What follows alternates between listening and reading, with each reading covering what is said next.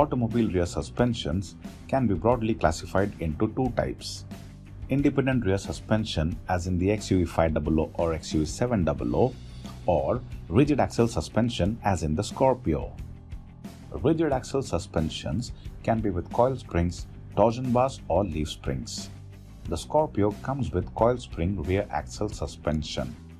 The coil springs take care of the upward and downward movement of the axle, cushioning the ride for the rear seat passengers. However, the coil springs cannot take care of the lateral, sideways location of the axle. This needs to be ensured through a link called the panhard rod, which laterally locates the rear axle with respect to the vehicle's frame.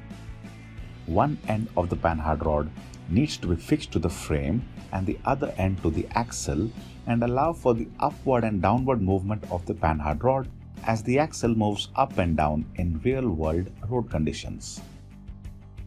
This introduces a new problem. As the panhard rod swings up and down in an arc, the axle needs to move sideways a bit. This sideways movement of the axle gives discomfort to the rear seat passengers. The solution is an innovative double-link Watt suspension named after its inventor, James Watt.